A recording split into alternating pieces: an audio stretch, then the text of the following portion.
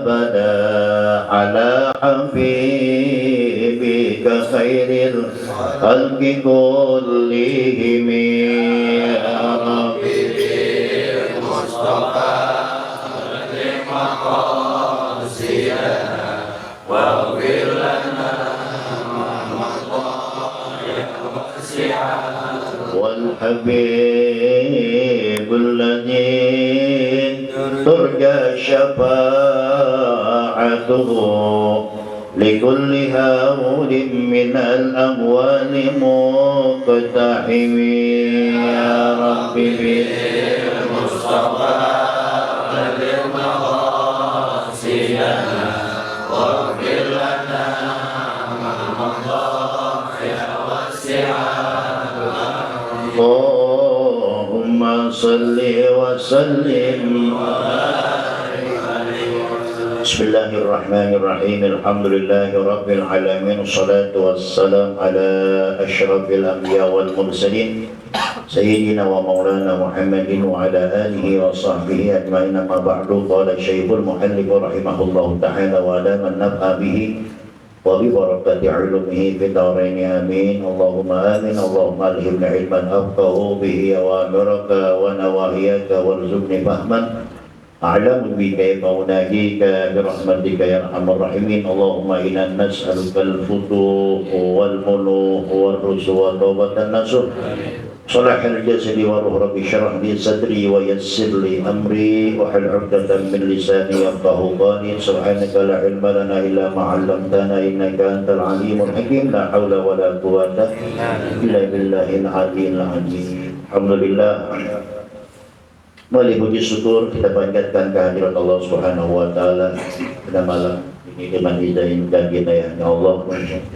Kembali kita berkumpul berzikrullah dalam rangka mencari ilmu Allah. Mudah-mudahan kehadiran kita mendapat ridha Allah Subhanahu wa taala. Mudah-mudahan ilmu yang kita kaji Allah jadikan bagian ilmu-ilmu yang bermanfaat. Amin ya rabbal alamin.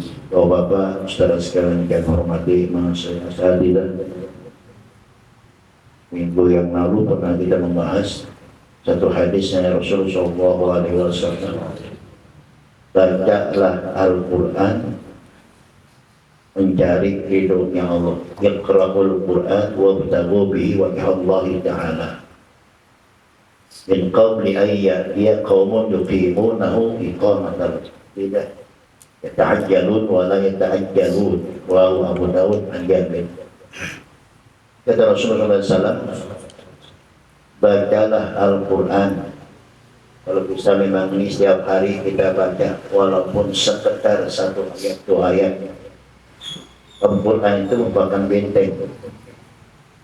Kata Ali dan Abidin radhiyallahu anhu, termasuk benteng itu baca Quran. Dan kita tidak tergoda oleh iblis, oleh setan. Minimal ayat kursi. Apalagi kita baca setiap hari, kita istiqomah. Ada orang programnya setiap hari satu juz. Memang berat, jujur berat. Kadang kita udah berusaha pengen satu hari satu juz, ada tamu, kita tinggalin. Apa kita nggak baca, ntar kita ngulangin lagi. Sejus juga akhirnya. Tapi minimal kita pasang niat, mudah-mudahan kita bisa baca Quran. Tapi ini kan berat, Pak. Berat pada bulan Quran, berat. Rasulullah ngeluh. Apa ngeluhan Rasulullah pada Allah Subhanahu wa taala? Pada Rasul, ya Rabbi inna qaumi takhudhu hadzal Qur'ana mahjura. Ya Allah, umatku sudah berlarian daripada Quran. Mahjur, lari. Hampir mereka tidak mengakui Quran itu sebagai imamnya. Apalagi sekarang nih udah mulai sedikit digoyang.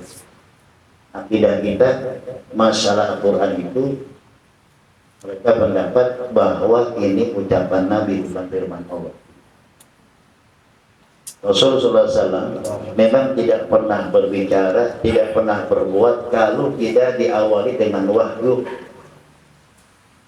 Makanya Nabi Muhammad itu dijuluki Nabiul Ummi. Kenapa Nabi Muhammad Nabi Ummi? Ya kalau garis besarnya Nabi Ummi itu Nabi yang tidak bisa membaca, tidak bisa menulis. Kalau gitu Nabi bodoh, tidak. Itu sebagai jawaban agar jangan ada tuduhan orang-orang kafir Quraisy saat itu bahwa Quran itu ucapan Nabi Muhammad. Tidak ada peristiwanya itu. Jadi sifat kesempurnaan Nabi itu pangkatnya diberikan oleh Allah An-Nabiyil Ummi. Nabi nggak bisa baca berkali-kali. Ini akidah soalnya saudara sekalian. Akidah. Beda sama kita. Kalau kita nggak bisa baca, nggak bisa nulis, apa namanya? Oon. Ya. Ada nggak orang yang zaman sekarang ini ada orang yang nggak bisa baca, tidak bisa nulis? Ada nggak? Banyak. Dia nggak bisa baca, dia bisa nulis, tapi kaya. Ente bisa baca, bisa nulis? Ada yang begitu. Ulama sudah mengatakan kalau min akilin ahlat madzahibu wa jahilin talqahu marzuqa. Berapa banyak orang yang pandai hidupnya ya sederhana, hidupnya susah.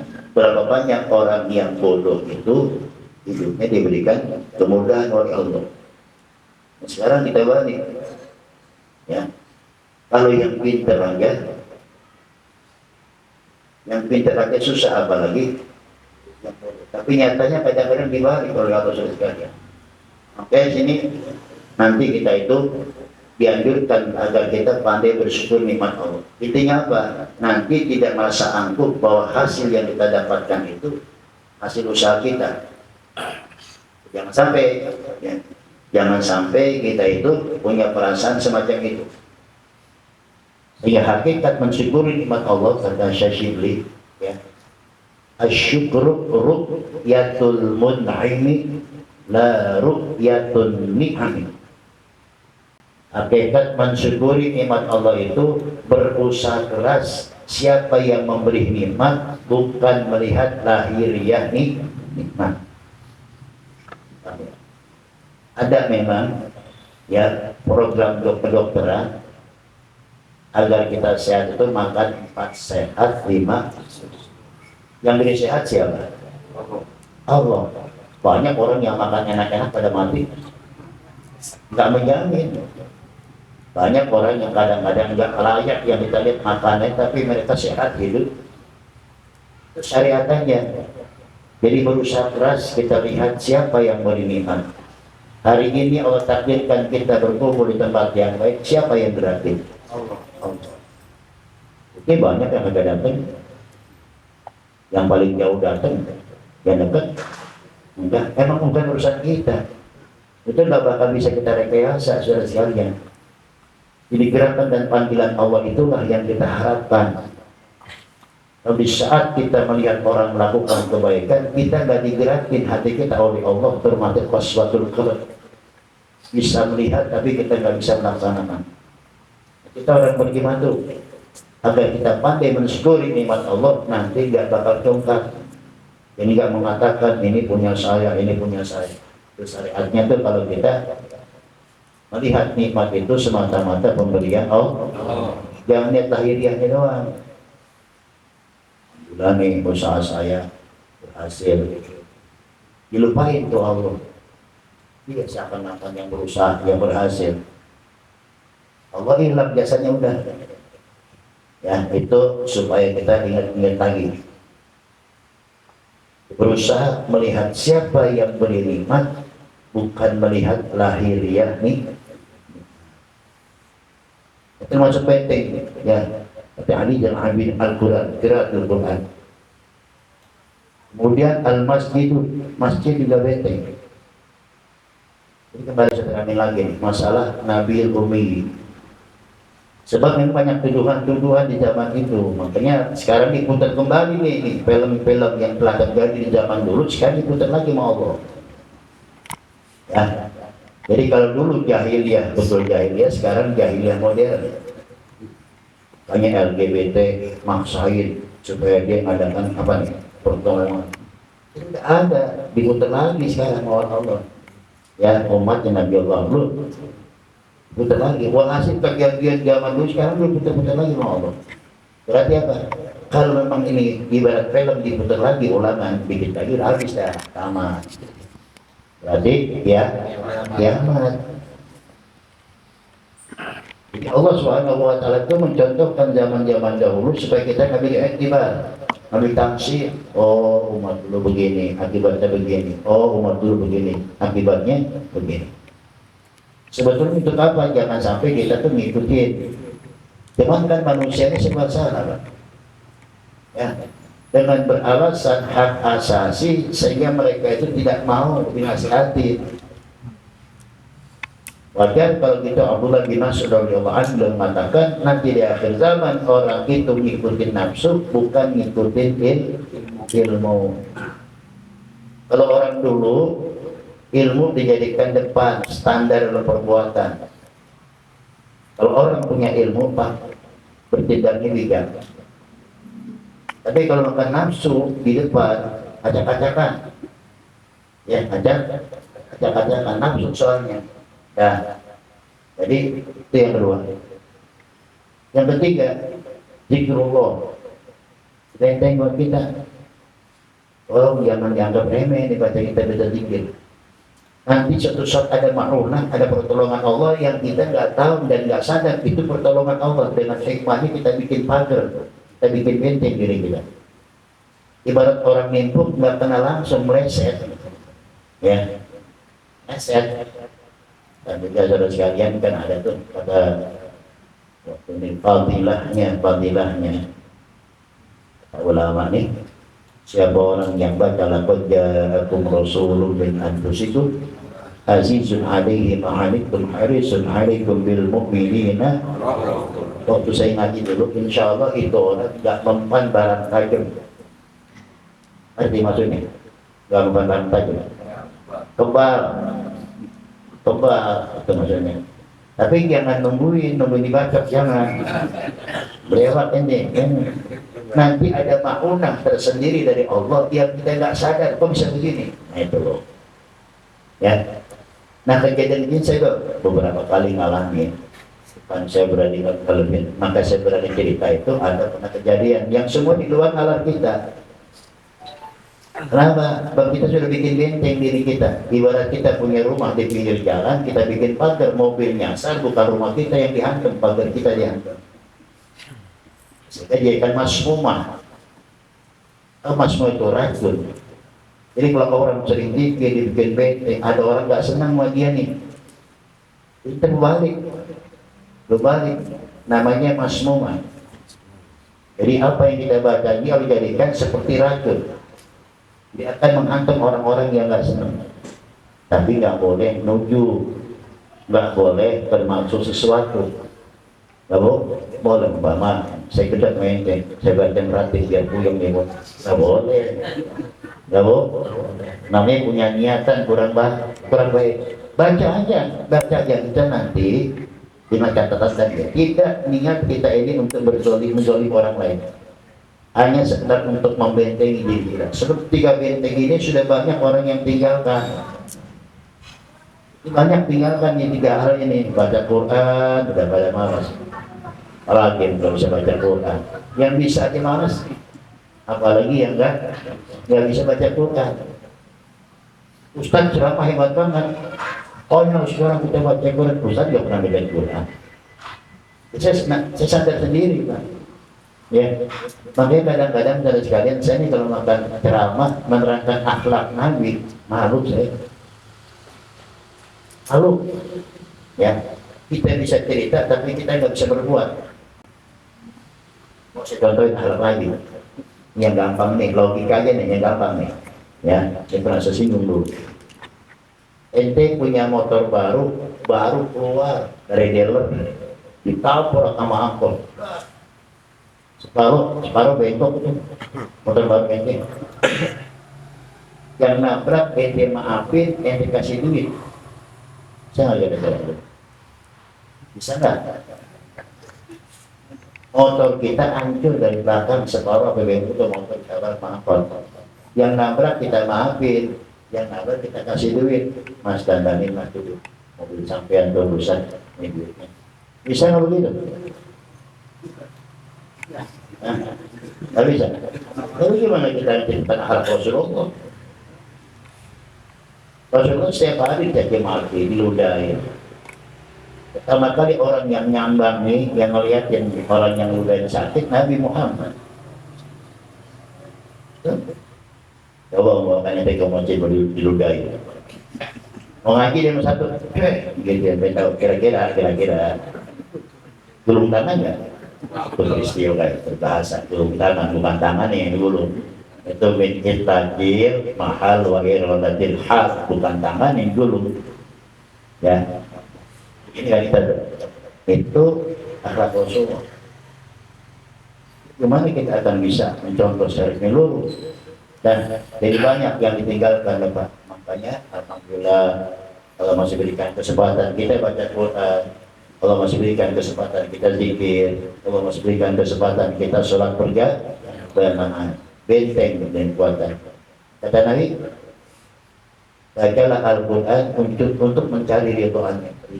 Wabtagu wajah Allah, mencari ridhonya Allah. Nanti di akhir zaman akan terjadi orang ini baca Quran untuk minta-minta. Ada baskom di depan dia baca Quran. Tenangnya ya. Umpama nih orang ingin minta-minta pakai baskom nggak tuh? Ya, dibaca dah. Bismillahirrahmanirrahim. Tenangnya Nabi. Tenang. Terjadi Nabi gak bakal bohong, Pak. Nyala ucapan Nabi 14 abad sekarang dong yang masuk abad yang ke-15. Allah sudah berikan isyarat. Nanti akan terjadi begini, nanti akan terjadi begini. Sehingga ya barangkali buat orang yang imannya kurang, tidak mustahil mereka itu menuduh Al-Quran itu ucapan Nabi, itu maksudnya. Allah ya menurunkan ayat masalah surah Wadduha wa wajada dhalalan. Ini ada dua versi. Yang pertama, Rasulullah di masa kecil itu beliau hilang, ya kesasar, masuk kesasar lagi main, bisa sama temannya nggak tahu pulang. Ada anak kecil gitu ya, ada dia lagi main sama teman-temannya, terus temannya pulang, ya dia sendirian ketinggalan tuh nggak tahu pulang. Itu Nabi Muhammad pernah terjadi semacam itu, masih kecil lagi bermain-main sama teman-temannya, kehilangan temannya, akhirnya nggak tahu pulang. Maka Abu Jahal lah yang memuindok ini, cucunya Abdul Muthalib. Itu dalam Al-Quran diterangkan wa wajada dhalalan. Jadi Nabi ini pernah tersesat di masa kecil. Bukan tersesat dia makan maaf ini berbuat hal yang tidak senonoh, bukan. Ini kan tuduhan mereka yang tidak senang dengan Islam. Muhammad ini pernah tersesat kok. Nanti tafsiran mereka tersesatnya Nabi Muhammad itu pernah berbuat maksiat, pernah mabuk-mabukan, pernah menyembah berhala. Sini makanya kita menerangkan Al-Quran itu asbabun nuzulnya harus kita teliti dulu. Apa sih maksud Nabi Muhammad tersesat? Temannya mau pulang dia nggak tahu, maka diantarin oleh Abu Jahal. Dan hebatnya lagi Abu Jahal lagi diboncengin Nabi Muhammad itu otak nggak mau berdiri. Pas Nabi Muhammad dipindahin ke depan Abu Jahal baru onta berdiri. Hebat nggak tuh? Berarti apa? Nabi Muhammad jaga dari kehinaan orang-orang yang tidak senang dengan Nabi Muhammad. Dijaga itu. Kira-kira pantas kan Nabi Muhammad di belakang orang kafir? Nggak pantas. Kalau kita kan nggak tahu apa-apa. Tapi itu kejadian. Ketika dipindahkan Nabi Muhammad ke depan, Abu Jahal baru onta baru berdiri. Allah jaga ya dari sifat-sifat yang nggak patut dipandang oleh orang lain. Itu yang pertama, versi yang pertama.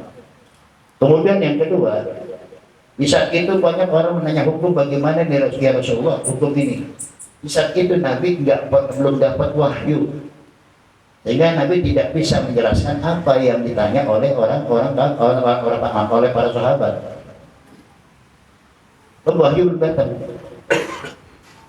Dari tafsiran ya, saya baca dalam kitab Tafsir Munir itu masalah surah Wadduha.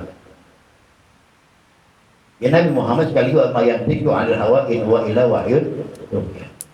Nabi itu nggak pernah mengucap, Nabi nggak pernah berbuat tanpa ada wahyu.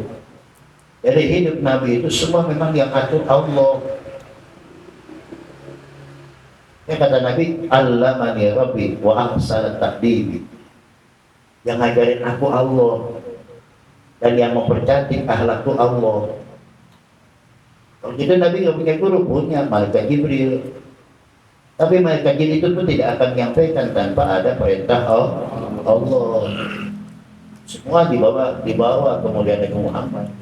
Segala hal yang tidak layak itu tidak ditampakkan oleh Allah. Contoh itu kan kita baca tuh, ya baca maulid. Waqil bihi min nasabin tahharahullahu ta'ala min sifahir jahiliyah. Muliakanlah Nabi Muhammad, sebab Nabi Muhammad itu orang yang diselamatkan daripada budaya-budaya orang-orang jahiliyah. Orang jahiliyah berbuat bebas tanpa batas, apapun dikerjakan. Tadi muliakanlah itu kata ulama. Waqil bihi min nasabin, dari nasab-nasabnya. Sekarang orang udah mulai kuntik-kuntik nih nasab-nasab nih, ya. SDNA. Nah kalau nggak SDNA bangunin dulu Nabi. Wah sekarang udah macam-macam saudara. Quran kita sudah dibikin kabur. Nasab Nabi Muhammad sudah mulai digoyang. Saudara mau senang mau kagak, mau kita bakal bukan urusan kita, urusan Allah. Tapi kalau ente nggak senang nggak kita, jangan ngomong. Amin. Itu perintah wa akrim bihi min nasabil tahharahullahu ta'ala min sifahil jahiliyah. Muliakanlah ya Nabi Muhammad dan nasab-nasabnya yang Allah jaga daripada apa? Kebiasaan atau sifat jahiliyah. Sifat itu perbuatan yang tidak senonoh. Kalau bahasa Betawinya selingkuh, berzina. Ada seorang ulama ya, kalau nggak salah di mana Jabal Keramik itu. Nasabnya Nabi Muhammad dari arah ayah itu dijaga sampai ke Nabi Allah Ismail alaihissalam. Ya, nasabnya dari ibunya ke atas sampai 500 perempuan diselidiki, ya. Oh, tidak ada satupun dari 500 perempuan ke atas itu, ya dari arah ibunya keturunannya pernah melakukan hal-hal yang tidak senonoh. Tidak ada. Hafidhal ilahu karamatan li Muhammadin aba'ahu amjada sonal ismi tarkus sifaha walam yusibhu aruf bin adamin wa ila abihi wa ummihi. Kita kalau bukan ceramah apa namanya bulan Maulid itu aja sampaikan ya. Jadi dasar-dasar bagaimana Rasulullah itu dilahirkan dan terlahir bagaimana itu aja bahas tuh. Ada variasi baru tambah dah, ya, tambah barangkali kita kalau kita nggak bawa sedikit ya kondisi sekarang ini berarti kita nggak tahu kan gitu. Boleh juga sih itu. Sekarang kan orang ini main banyak-banyakan mata penting, ya nggak? Ya. Dibilang berapa? Berapa rekening? 256. Ya. Saya punya nggak rekening? Saya punya rekening listrik. Nah itu artinya perkembangan situasi yang ada boleh disinggung supaya nanti kita nggak ketinggalan dan ketinggalan berita, ya berita yang update bahwa yang tergaul itu boleh juga ada sekalian. Dan nanti suatu saat akan terjadi di mana orang nyari duit dengan membaca Al-Quran. Saya tidak menuduh kori-kori ini apa itu termasuk wallahu a'lam bishawab. Kalau makan saya duduk dapat usaha ini kesinggung. Sama juga ntar marah juga banyak ustadz yang aja kalau nggak diamplopin tambok. Nah senang juga ada kan. Tidak itu ya kita berhusnuzon semua ini ya pembenaran ucapan Nabi Muhammad 15 abad yang silam sekarang kita telah saksikan. Itu semua akan terjadi. Jadi Nabi tidak pernah bohong. Makanya sifat Nabi hidupku ya jujur. Apa lawannya itu al-iz itu dusta, Nabi jujur nggak pernah dusta. Kemudian yang kedua apa? Tabligh. Itu Nabi selalu menyampaikan ilmu yang datang dari Allah, ya. Halal haram disampaikan, yang pandang bulu. Lawannya tabligh kitman, menyembunyikan yang enak diambil, yang kagak enak dilemparin. Nabi enggak, namanya tidak pernah menyembunyikan ilmu. Kadang kita nggak begitu, saudara. Apalagi ini urusan baca hadis, baca makalah ulama yang berbenturan dengan masalah kita, tinggalin aja. Kita nggak usah yang itu. Ada nih kalau buat ini, gue mentok. Orang lain kesinggung, tidak ada, nggak usah ada. Berarti kita khianat kan? Ya dilewati. Jadi kita maunya manis-manis, mau yang murun nggak kita kerjain. Dan yang ketiga apa sifat Nabi? Amanah. Apa amanah? Lawannya amanah apa? Khianat. Kalau kita banyakkan khianat, atau banyakkan amanah? Saya nggak ngomong, itu sendiri saya yang jawab. Kalau saya ngomong terus masa tersinggung. Kan yang tahu diri kita sendiri. Balik insanu ala nafsihi basira. Hanya manusia itulah yang tahu dirinya masing-masing. Saya nggak boleh menuduh saudara. Karena peribahasa laut, nah dalamnya lautan bisa kita jajakin, dalamnya hati manusia tahu. Dan kuda lari dapat dikejar, nasib orang siapa tahu. Maksud hati ingin memeluk gunung, apa daya? Goblok, apa gunung-gunung? Ya, sinari, lagu goblok amat. Yang maksud hati ingin siapa yang nyuruh lo? Udah nyampe, apa mati ya? Berarti kita terbawa harus goblok.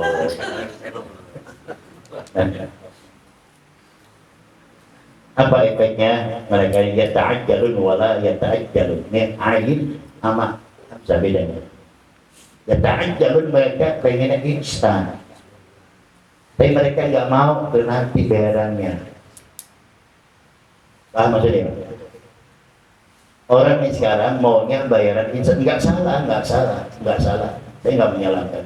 Termasuk kita kena, saya kena ya. Itu bisa semua. Kita fair-fairan. Umpama nih saya ceramah, ya. Umpama ceramah. Saya sih nggak apa-apa, nggak ada yang amplop, nggak apa-apa. Saya diem aja. Nggak. Cuma bini saya nanyain ngomong apa lu.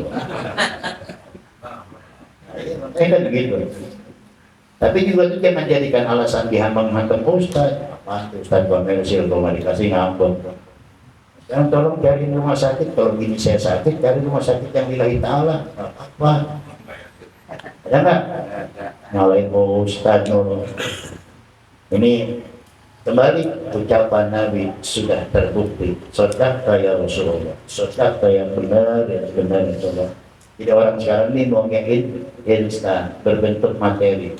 Kenapa? Sebab alam dunia ini adalah alam nyata, akhirat masih alam cerita. Kalau kita sudah mati dibalik oleh Allah, akhirat alam nyata, dunia alam cerita. Benar kalau kita bisa hidup lagi. Makanya orang ini ada yang percaya, ada yang kagak. Orang percaya ngaji pahalanya gede, berbondong-bondong datang. Orang percaya itu sholat jamaah para gede, orang berbondong-bondong datang. Sampai ke tadi ngesot pun di wilayah. Kalau dia tahu, lau ta'lamu ummati.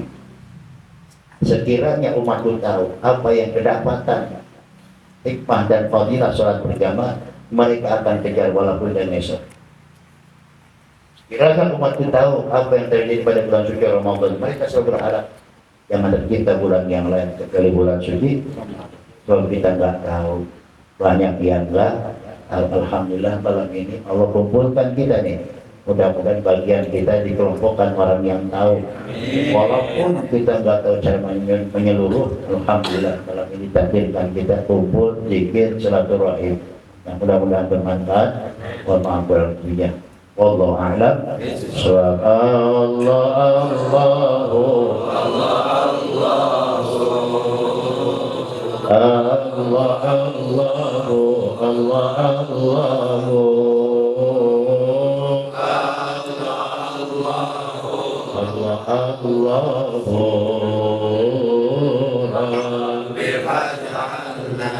من الأخيار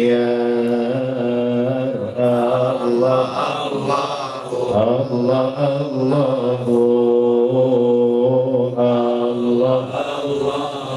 الله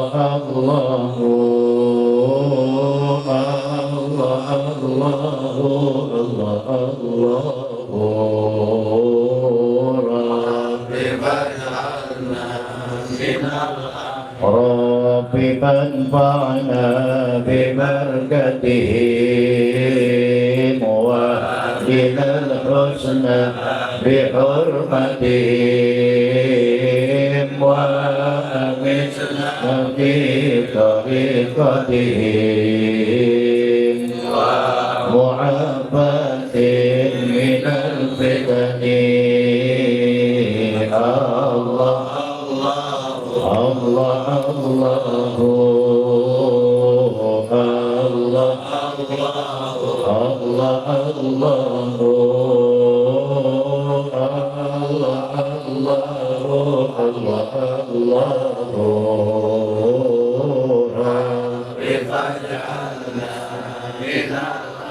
القبول والتمنّ للعلماء ومصالح الله وباطن في الدين والدنيا والآخرة والجمال في جميع الأحوال والبركة في الحال والمال والدار واليد وإلى حضرة النبي الفاتحة. بسم الله الرحمن الرحيم. الحمد لله.